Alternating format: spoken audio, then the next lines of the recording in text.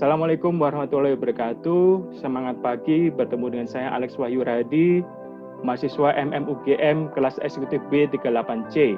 Kali ini saya akan mempresentasikan laporan General Business Environment yang merupakan analisis faktor-faktor lingkungan eksternal PT Patra SK dengan dosen pengampu Profesor Dr. Andes Basu Swasta MBA PhD. Salam hormat dan terima kasih kepada Profesor Basu dan para dosen pengajar mata kuliah DBE. PT Patra SK tidak terlepas kehadirannya dari kunjungan kenegaraan Presiden Susilo Bambang Yudhoyono ke Korea Selatan pada tanggal 17 Juli 2006. Patra SK adalah sebuah perusahaan multinasional joint venture antara dua perusahaan dari dua negara, yaitu Indonesia dan Korea Selatan. Pertamina dari Indonesia telah menunjuk anak perusahaannya, yaitu PT Pertamina Patraniaga sebagai special vehicle. Sedangkan SK Innovation dari Korea Selatan menunjuk SK Lubricant sebagai special vehicle-nya dan membentuk joint venture dengan komposisi saham 35% Pertamina Patraniaga dan 65% SK Lubricant. Kolaborasi antara keduanya berasal dari kepemilikan bahan baku dan aset yang dimiliki oleh Pertamina dan kepemilikan teknologi dari SK Innovation.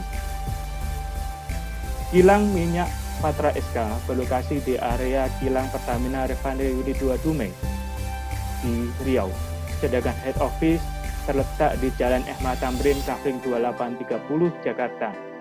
PT Patra SK bergerak dalam industri pengolahan minyak menjadi lube base oil atau bahan dasar minyak pelumas.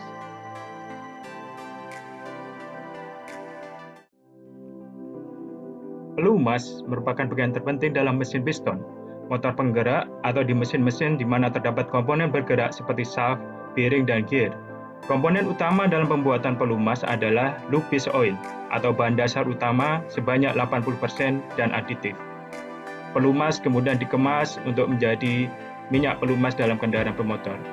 Dalam mata kuliah GB ini, kami dalam tinjauan helikopter view akan menganalisis 9 faktor eksternal, yaitu demografi, sosial budaya, politik, ekonomi, alam, pemerintahan, teknologi, hukum Indonesia, dan hukum internasional.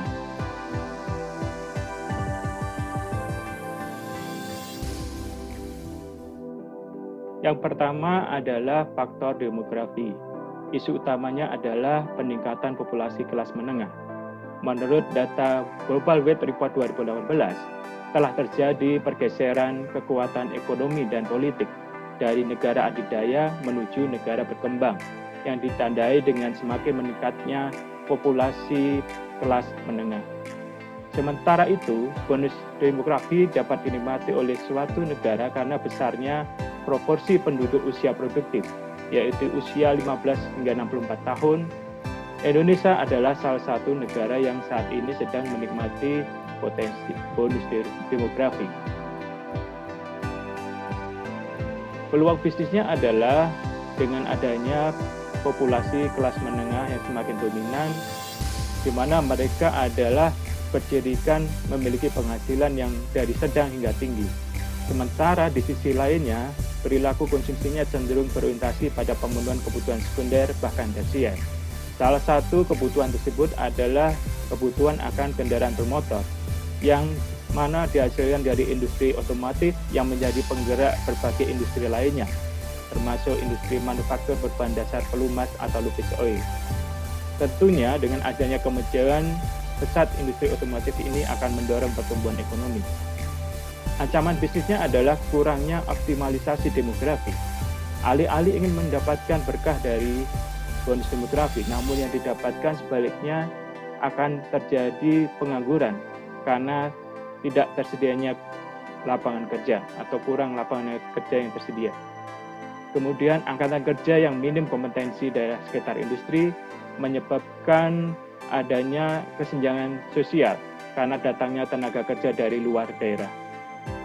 Implikasi bisnisnya bagi Patra SK tentunya Patra SK akan semakin terdorong untuk meningkatkan bisnisnya karena kemajuan dari industri otomotif itu sendiri. Kemudian PT Patra SK harus peduli dengan rekrutmen tenaga kerja lokal di sekitar Provinsi Riau dan juga membuka kesempatan magang atau kerja praktek mahasiswa sehingga dapat menghindari terjadinya kesenjangan sosial. Yang kedua, faktor sosial budaya.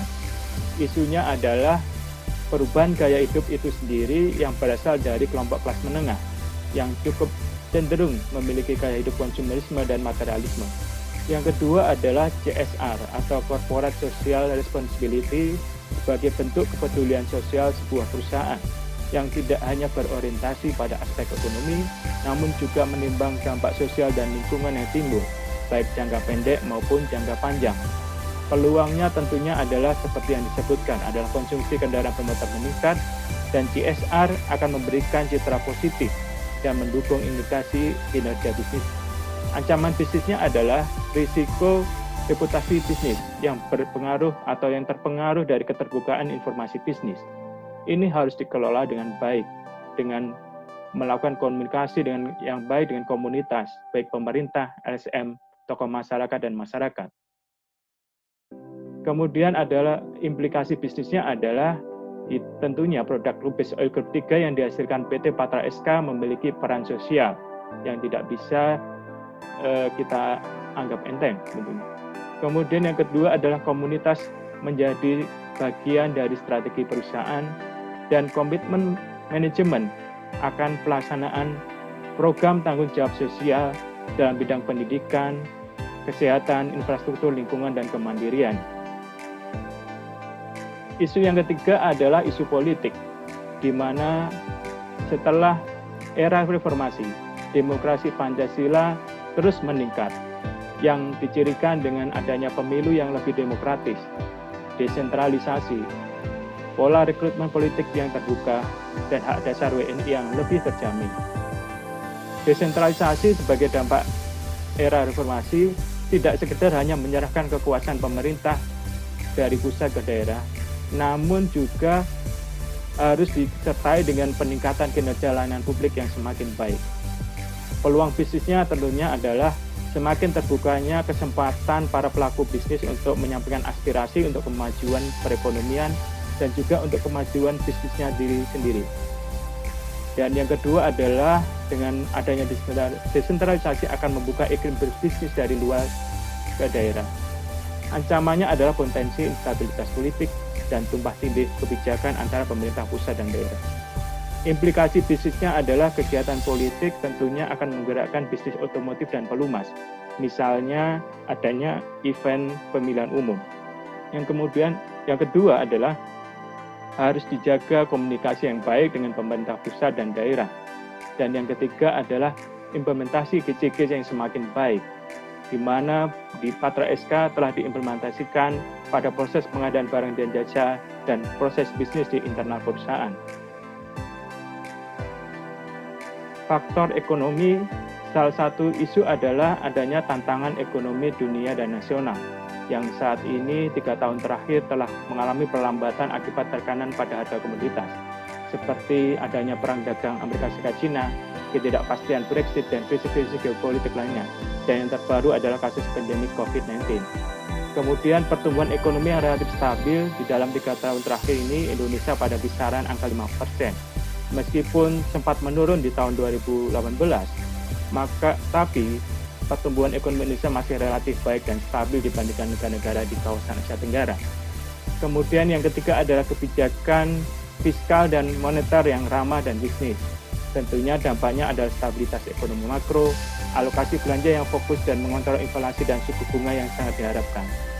Peluangnya adalah dengan adanya geliat bisnis yang semakin membaik, salah satunya adalah adanya infrastruktur yang semakin baik akan mendorong kemajuan industri. Seperti contohnya adanya pembangunan jalan tol Pekanbaru-Dumai dan Pekanbaru-Dumai yang dapat meningkatkan konektivitas dan akses daerah. Kemudian adanya kebijakan pemerintah yang mendorong penurunan harga gas industri ke harga $6/MMBTU. Ancaman bisnisnya adalah ketidakpastian nilai mata uang asing, gejolak ekonomi dunia, dan pengaruh pandemi COVID-19. Kemudian implikasi bisnisnya adalah optimalisasi biaya produksi yang semakin ekonomis harus dimanfaatkan sebaik-baiknya oleh Patra SK. Kemudian monitoring pergerakan nilai mata uang asing. Karena bagaimanapun Patra SK adalah perusahaan yang berorientasi ekspor yang melibatkan pemakaian mata uang asing dan juga pembelian produknya juga menggunakan mata uang asing. Yang kelima adalah faktor alam. Isu utamanya adalah tentu ada peran pemerintah untuk menetapkan dan mengawasi regulasi. Yang kedua adalah kesadaran masyarakat.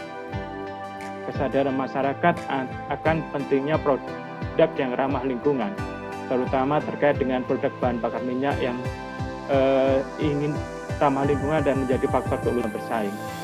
Yang ketiga adalah kehadiran teknologi baru dalam pencegahan pencemaran lingkungan. Peluang bisnisnya adalah peningkatan citra perusahaan itu sendiri di mata para stakeholder apabila konsisten menetapkan kesadaran lingkungan.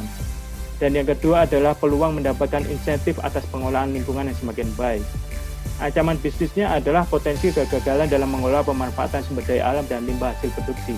Dan yang kedua adalah potensi gugatan lingkungan dari masyarakat yang dapat mengganggu operasional bisnisnya. Bagi Patra SK, implikasi bisnisnya adalah PT Patra SK telah memiliki strategi kepada komunitas untuk komitmen akan peduli dengan lingkungan. Yang kedua adalah selalu konsisten dan handal dalam mengoperasikan unit pengolahan limbah wastewater treatment unit untuk menghindari gangguan atau pencemaran lingkungan. Yang ketiga adalah implementasi sistem manajemen lingkungan ISO 14001. Yang keenam adalah faktor lingkungan pemerintahan. Isu utamanya adalah komitmen pemerintah dalam memajukan sektor industri. Hal ini bisa dilihat dari kontribusi industri manufaktur yang diprediksi terus menurun pada tahun 2030 bila tidak ada intervensi pemerintah. Kemudian yang kedua, Uni Eropa membatasi emisi gas buang mesin kendaraan bermotor dan kebutuhan industri otomotif di Amerika Utara dan Eropa yang ingin mendapatkan bahan low-base oil yang lebih baik, yaitu bioeconomic, base performance, dan environmental friendly. Peluang bisnisnya adalah revitalisasi industri manufaktur akan semakin terbuka dengan adanya penerapan revolusi industri 4.0. Kemudian pemerintah mendorong implementasi SNI pelumas secara wajib untuk melindungi industri dalam negeri. Ancaman bisnisnya adalah masuknya produk-produk pelumas impor. Meskipun telah ada SNI, namun strategi perusahaan harus tetap menanamkan kesadaran akan pentingnya kualitas. Tidak hanya kualitas produk, tapi juga kualitas total dari quality management. Implikasi bisnisnya tentunya Patra SK harus patuh akan kebijakan SNI pelumas wajib ini dan selalu konsisten dalam menerapkan total quality management yang dinamakan dengan sistem Integrated Management System Policy. Yang ketujuh adalah faktor lingkungan teknologi. Kehadiran Patra SK itu sendiri didorong kuat dengan adanya teknologi low-base oil, di mana penemuan teknologi produk low-base oil ini tidak ditemukan oleh SK Lubrikan itu sendiri, sehingga perlu ditekankan pentingnya kolaborasi dalam menghasilkan suatu teknologi. Dan yang ketiga adalah revolusi industri 4.0 yang dapat mendorong teknologi digital.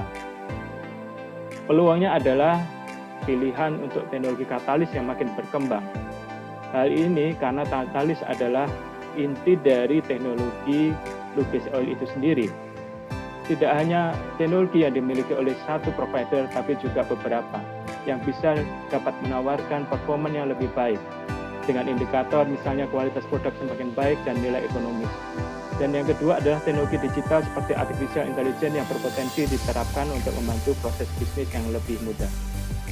Implikasinya adalah Patra SK harus mengevaluasi dan melakukan improvement akan teknologi yang saat ini digunakan dan bisa memungkinkan untuk melakukan modifikasi minor pada peralatan dan proses dengan biaya rendah namun dapat dirasakan dalam waktu singkat dan hasil yang baik. Yang kedua adalah Patra SK harus memonitor perkembangan teknologi atas itu sendiri dengan melakukan komunikasi dengan penyedia teknologi. Yang ketiga adalah implementasi teknologi digital diantaranya ERP dan proses building. Yang kedelapan adalah hukum Indonesia. Isu utamanya adalah pasca era reformasi ini telah terbuka regulasi investasi yang bersahabat, tidak hanya di pusat tapi juga di daerah dengan adanya regulasi Undang-Undang Otonomi Daerah maupun Undang-Undang Perimbangan Keuangan Pusat dan Daerah. Dan yang paling update adalah kelanjutan penyusunan Undang-Undang Omnibus Law yang tentu akan memberikan peluang bisnis bagi pertumbuhan ekonomi itu sendiri. Namun terdapat ancaman di mana kekhawatiran pengusulan Undang-Undang Omnibus Law ini yang tidak memuaskan semua pihak, yang beralasan karena adanya pembahasan yang cepat, kurang terlibatnya partisipasi publik dan potensi tumpang tindih dengan regulasi lain yang sebelumnya sudah berjalan baik. Implikasi bisnisnya adalah optimalisasi terbukanya regulasi untuk kepentingan bisnis Patra SK. Yang kedua adalah ketidakpastian hukum bisnis tidak boleh mengganggu operasional Patra SK. Patra SK harus tetap menjaga komitmen terhadap kontrak-kontrak bisnisnya yang dapat berpengaruh langsung terhadap kelangsungan bisnisnya. Yang kesembilan adalah hukum internasional. Di dalam hukum internasional ini kita bisa tahu bahwa kerjasama kemitraan diatur oleh hukum internasional karena sifatnya yang universal, sehingga setiap perusahaan dengan memiliki kepentingan yang berbeda-beda dapat bersatu dan mengembangkan suatu bisnis. Kemudian yang kedua adalah tantangan eksternal saat kita berhadapan dengan kesepakatan masyarakat ekonomi ASEAN. Peluang bisnisnya tentunya ada potensi kerjasama yang saling menguntungkan dan melengkapi. Dan yang kedua adalah terbukanya pasar dari implementasi MEANG. Ancaman bisnisnya adalah isu-isu ekonomi internasional dan juga kualitas sumber daya manusia Indonesia yang relatif rendah dan hasil produksinya kalah bersaing dan kurangnya jaminan hukum di Indonesia. Implikasi bisnis bagi Patra SK tentunya harus komitmen patuh terhadap kesepakatan dari GV Patra SK, di mana perlu dilakukan juga kajian aspek engineering untuk menaikkan kapasitas produksi dalam menangkap potensi kenaikan demand pasar.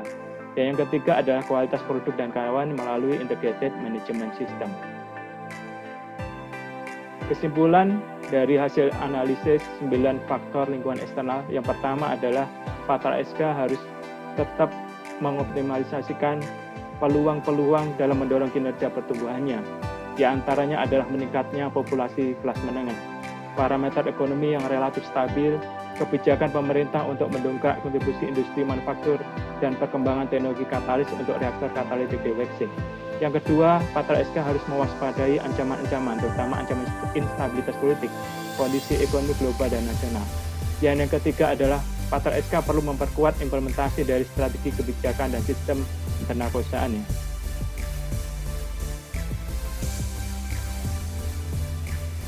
Kondisi perusahaan di masa depan, kami berpandangan bahwa Patra SK harus komit terhadap kerjasama joint venture yang saling menguntungkan dan melengkapi. Yang kedua adalah captive market produk lubis oil yang stabil dan menjangka waktu dekat dan diperkirakan akan meningkat dan menjangka waktu panjang. Yang ketiga adalah kinerja operasional yang aman, handal, ramah lingkungan, dan berorientasi komersial dan terus melakukan improvement. Demikian presentasi General Business Improvement dari saya, Alex Wahyuradi. Terima kasih atas perhatiannya.